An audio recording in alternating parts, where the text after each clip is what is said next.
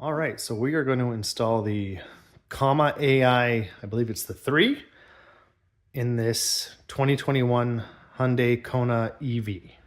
So when you order one of these, you get 3 items with the kit. You get the 3rd generation dash cam, which is really the brains of the unit. It also controls the assisted driving tech.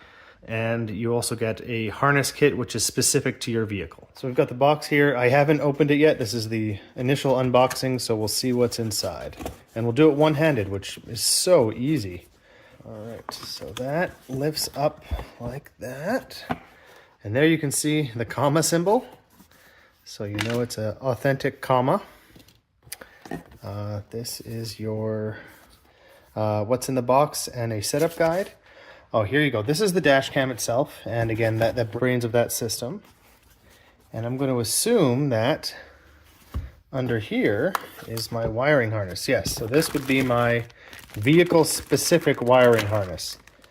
Now, I don't know why there's no identification on here to tell me that, yes, this is the one for my vehicle. I guess we'll just have to take their word for it. I assume that when you order these, they kind of put them together for you. So there we have it. We have the, there's the, oh, that's quite thick actually. That's bigger than I thought it would be. So there's the dash cam. So they do have 2 front cameras, 2 front-facing cameras, and then a internal-facing camera as well to monitor the cabin and perhaps look out the back window for a dash cam out the back. Okay, so a closer look into the electronics bag is, this is the harness which connects to the vehicle's camera. But we'll touch on that soon. It comes with an alcohol wipe and a cleaning cloth for the lenses. This is for the lenses, and this is to wipe your windshield to make sure that it's clean for the mounts, which are right here. So they give you an extra one, which is really nice. These are the mounts you put in the middle of your windshield that will mount the comma. And this is for the OBD port on your vehicle. It also connects back up to here via the Ethernet port, which is included, and then power to the unit, and some data obviously runs through the USB-C cable. And that's what comes in the wiring pack. Before we get too far down the road, I want to give a quick summary of what we're going to do. We're going to take off this camera cover, which is the vehicle's built-in camera is under here. So we're going to remove this. We're going to wire up that 2-to-1 splitter looking wire. We're going to run an Ethernet from there down, all the way down here, and below the fuse box, right there is the OBD port for your vehicle. So once that's wired down there, and again tucked in up here, and we have all the wiring done, we're going to mount the comma right directly in the middle of the windshield and connect it to the USB-C. And yes, Vivica A. Fox did personally sign this Kill Bill poster. I know you're jealous. Okay, the first step to get the camera cover off is there's this slot in the middle here. And just kind of reach in there and give it a pull, and that'll come off. So these trim removal tools are my babies. I have used these time and time again. They're pretty cheap on Amazon, and they have saved my butt so often. They're plastic, so they don't scratch things up, and they work really well to remove trim. So using this gently, there. So once you get the bottom popped off on both sides, you just kind of slide it in this direction. Here, just slide it towards the hood of the car. And there we go. So, you can see here how it holds on there with a little bit of it's got an L-shaped bracket. That's why you got to slide it forward. And on the bottom, it's just clips. So you pop those 2 clips off, and then you slide the whole unit towards the hood of the car. And now we have access to exactly what we wanted to have access to. This is the camera. So there's a little pin here at the bottom, or a little clip. You lift that up as you pull it out and slide the camera out. There we go. So that was very easy. So this is your car's vehicle, or this is your vehicle's camera, and you need to tap into it with the comma. So we're going to grab the splitter, and right here's the harness. So very easy.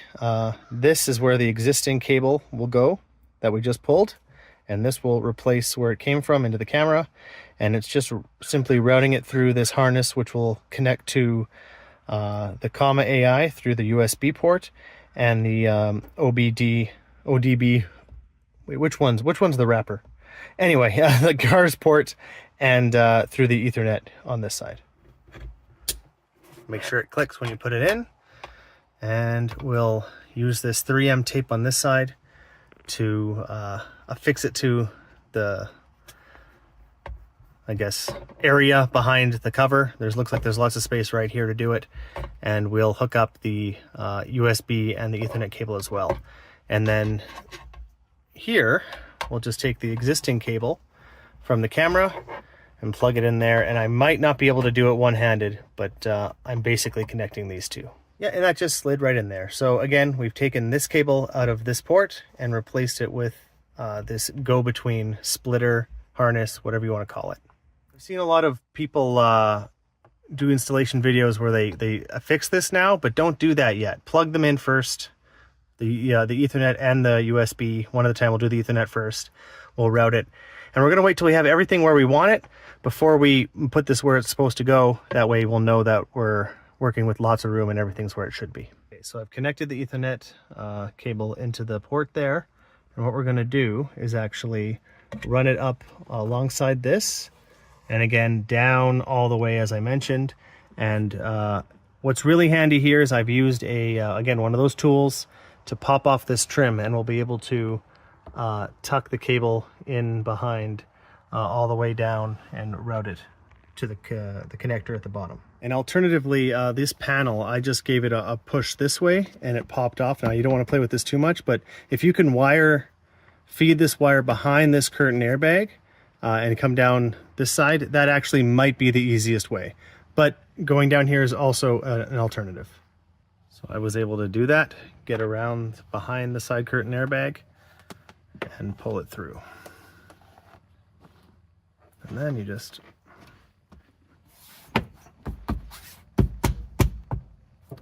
pop that back in place. So now I'm putting the trim back in place, and once you squeeze it on there, it friction fits really good. And I'm just going to use that trim to hold it. I'm going to skip this part. I'm going to go all the way down, and then I'm just going to come over either behind here or just in front to the connector below. And there we have it. So now I'm going to connect the Ethernet to the Ethernet port here, and then plug this into the vehicle again under the dash there. Right there. I just want to show off how neatly this is tucked in now. So I've got that kind of wrapped up behind here, and this could probably tuck in a little more. I'm not going to force it right now, but aside from that, it goes all the way up here, behind the airbag up to the top, and you really can't see it until you get to where it comes out over there. So you can do a real good job of tucking this in. So before we decide to stick this where it's going to live forever, you'll want to throw the USB cable in there as well. It's the straight side for the connector, and then the L shape for the comma. All right, so for me, I'm going to install it kind of right there, facing as upward as I can, because I want this to kind of go up behind the trim here and then down to where the dash cam will sit. And it does connect on the right hand side, so keep that in mind. If you're looking at it here and it's mounted, it will connect on the right hand side, and then this also goes to the top. So it makes sense to have this pointing up if you have enough cable to get all the way around, which I think we do. And when you're putting it back on, I have some wires sticking out. You're going to need two hands to tuck all the wires in and make sure everything's where you want it to be. And then again, when you're putting it on, put it flush against the windshield, a little bit down, and then push up so these two click in, and keep the bottom out a little bit. Then you can pop the bottom back in. So it's going to go against, slide up, and then push in the bottom. And I'll admit, it looks like there's lots of room, but there's not a ton of room back here. So this was a little bit of a tricky time for me to get it in there, but don't force it. Pull it back, rearrange the wires, try it again. Eventually you will get it to the point where it slides in up top and slides back in here and here, and then you can just pop it in, and I've gotten that. So don't forget that you have one more piece here that pops in like so, the curve towards the roof, or sorry, ceiling. And there, it just kind of, you just put it in place and whoops, and you just kind of give it a pop in place, and there you go. Well, that's not in fully, but you get the idea. We're probably looking at something like this, and really this is the last step. What we're going to do is we're going to use some alcohol to make sure this is very clean, and you want to center the bracket very level and affix it here, and then you got to let it sit for 48 hours before you attach the dash cam. Now, I might not do that because I want to prioritize showing you how it works and how it looks, but you should definitely do that. So you take your alcohol wipe and you wipe down where you're going to affix the adhesive, I guess, what would you call it? Bracket. There we go. And give it a good wipe, and if you have another little bit, it evaporates pretty quickly, so maybe give it a couple wipes. I mean, they give you the whole wipe for a reason. And there you go. So wait for that residue to kind of dry off. And before you would install this permanently, you want to put it on the back here. But I slid it on there so you can kind of see how it goes on. And you can see that that's how it's going to be. There we go. Slide it all the way in. That's how it's going to be affixed to your windshield. So what you should do is take some time and make sure that where you put this, not only is there is it in the center of the vehicle, but don't put it, and this obviously wouldn't be the case because you're not in the center, but don't put it right up here because then you won't be able to slide it on. You need to have a little bit of room to slide a dash cam onto the bracket. I got to tell you, of all the things I did during this installation process, this was the most nerve-wracking because I am a little bit particular about making things perfect and look nice. Again, wait 48 hours before doing this. If you're not doing a video on YouTube and you're prioritizing, there we go. Sliding it right on there, good. Oh, I should have plugged it in first, but that's okay. I can still do it, I'm sure. Be very careful when you're plugging this in when you're doing it blind. You don't want to wreck anything.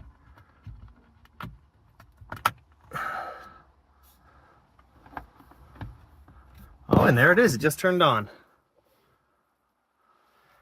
All right, so that's pretty much the installation process. It was fairly straightforward. I took my time with it because I wanted it to be perfect. But again, these kind of tools make all the difference. Additionally, take your time and put it exactly where you want it. I have a pet peeve, and my pet peeve is that when I see people driving on the road and they have a dash cam or their phone hanging off their windshield. Here in Alberta, there's no rules against it. I know in a lot of provinces and states there are, and there should be. But I've seen people with phones literally right in front of their vision. So I'm not going to be looking at this while I drive. I'm going to have my eyes on the road. So if I put my camera right where my eyes are here, and I'm going to flip this around, this is right where my eyes are, right here. So I'm not actually obstructing much vision from this. I hid it as much as I could. If I need to look at it, I can peek down and take a look, but my eyes are supposed to be on the road. So I recommend trying to tuck this in as much as you can.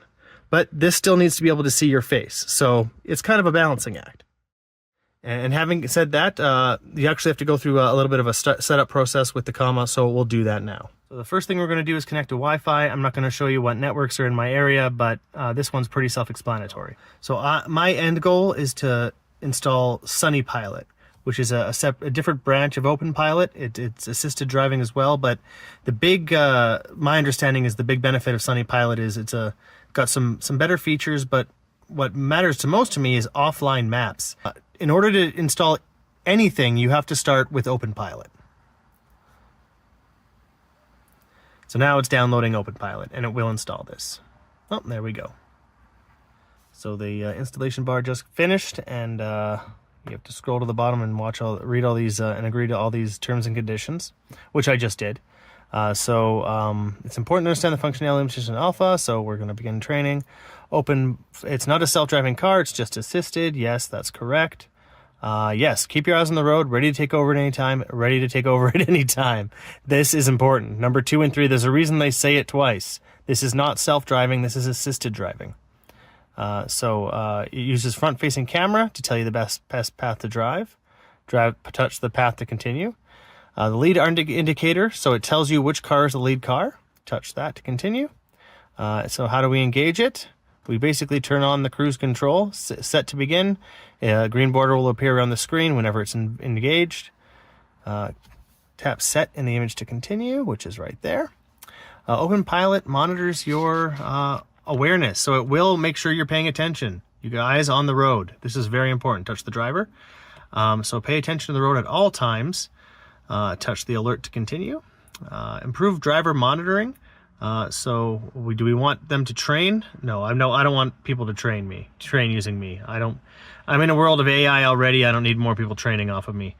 We can adjust the max speed using the cruise control inputs. Touch the max speed to continue. If you're traveling above 30 miles per hour, can perform a lane change. It's not capable of checking if a lane change is safe. This is your job. Once initiated, OpenPilot will change lanes regardless. So you got to be careful. Again, assisted driving. OpenPilot, turn your signal, check your surroundings, gently nudge the steering wheel, and it'll change lanes. So we'll touch the steering wheel to continue. If you encounter a potential unsafe situation, disengage AutoPilot by pressing the brake pedal. Yes, the same way you disengage any cruise control system. It will not recognize lights, close cut-ins, or pedestrians. So again, it hasn't said this enough already. Be ready to take over and pay attention. Disengage AutoPilot. You can keep your hands on the wheel to override steering controls. So you can also push the brake pedal to disengage everything. So let's review. OpenPilot can determine a path to drive, maintain a maximum speed, maintain a safe distance, and change lanes with assistance. It is not stay engaged when we're distracted, will not see other cars during a lane change, stop for red lights, pedestrians or stop signs, and will not react in situations like close vehicle cut-ins. Congratulations, that's our training. So now that we finished our training, so you can see that this is the version up top. We are in the OpenPilot 0.9.7 release. It was last branch, stable branch was June 12th, so it's not all that old. We're just at the end of August now. So now that it's updated with the current version of OpenPilot, the most recent, go into settings here, go to software, and we're going to uninstall OpenPilot. Yes. We're going to reset the device, confirm. So it takes about a minute according to this. I wouldn't jump to... So now that we've already installed OpenPilot, it updated the device, installed all kind of like the most up-to-date software. We've then removed OpenPilot, and now we're going to install custom software. Continue. And basically, you just enter the proper SunnyPilot URL, and it'll install SunnyPilot. But I accidentally hit go, so oops. But it's release-c3.sunnypilot.ai, and as you can see, it's installing just fine so far. All right, so I finished the training again, and I'm gonna, I guess there's more terms and conditions, and I'm reading all of this and paying real close attention. Good. All right, so now you can see at the top here, we are on the SunnyPilot release, and that was in July, so its release is a little bit newer than the OpenPilot at this point in time. It's still trying to get you to connect to these Prime memberships, but I'm not going to be doing that. I'm going to turn on the vehicle for the first time. Moment of truth. Well, there we go. Be ready to take over anytime. It seems to be ready to go. So let's give it a test drive. I'm just going to go for a little spin here, and we'll get going. So calibration in progress, probably something that needs to be done the first time you drive. This is new to me, so I'll let you know what happens. I'm not going to film while driving. So we did our calibration. So when you first turn it on, you first start driving, it asks you to drive 15 miles per hour or more for a set distance. It's not that long as it calibrates. So it's a couple days later now, and I've kind of lived with this SunnyPilot installation for a while. And one of the biggest benefits of it is that it can have automated steering independent of throttle control. So as soon as I turn on cruise and it can detect the lane, I'm still in charge of the brake, which I'm braking now, and the gas, give it a little gas, but it still maintains the lane centering, and it still knows the path on the display here. So this is like, I think they call it MADS, but I'm not sure, don't quote me on that, but OpenPilot doesn't have this feature, but SunnyPilot does. I just turned off the cruise, so I'm in complete control of the vehicle now, and I'm just going to manually merge into traffic here because that's what I prefer to do. The comma could do it, but I'm going to do it. And I will change lanes and pass on the left of this truck here. So what I'm going to do is I'm going to set the cruise. It's about 100 kilometers an hour zone here. I'm going to go just a touch faster to get around this vehicle, this truck.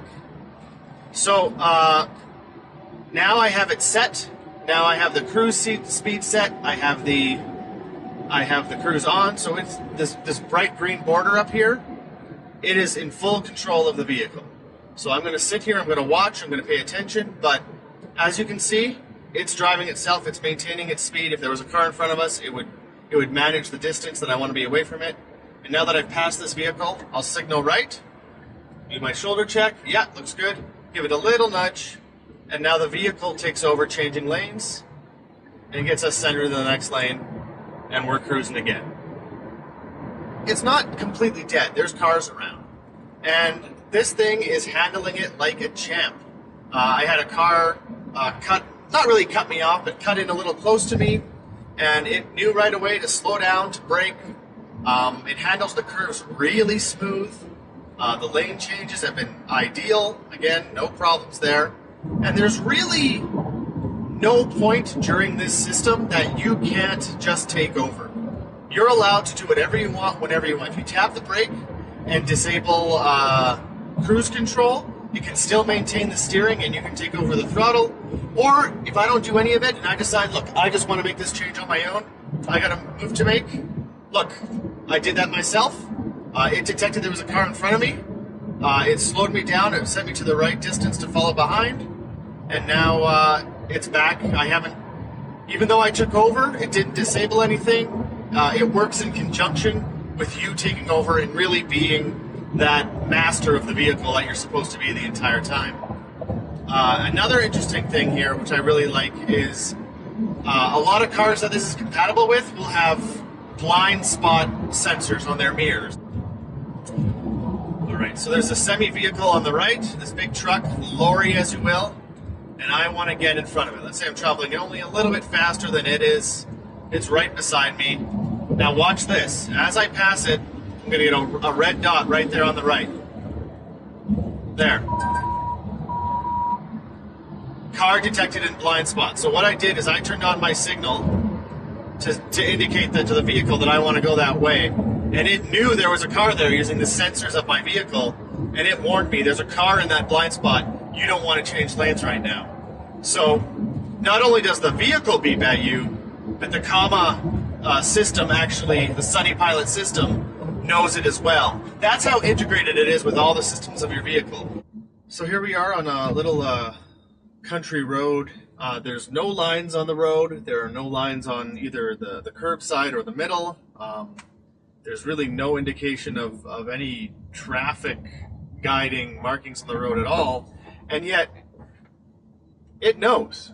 It's smart enough to detect that we are on a road. There's a little red line. It knows that, look, that looks very much like the end of the road to where it turns to grass, so it knows to avoid that. It puts a little green line here to kind of dictate where it thinks the center of the line is. So it's actually really quite smart at interpreting where exactly it should go and what the conditions of the road are, even when they're not clearly marked. Just something I thought was kind of interesting. Honestly, I've driven in a Tesla AutoPilot. I'm not going to argue over which is better, but they're certainly comparable. They're certainly,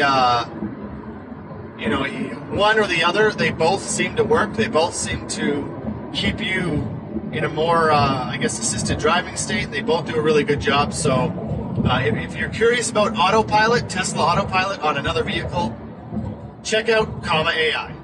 I hope you found this video interesting, and I really appreciate you taking the time to watch. Thanks so much for watching.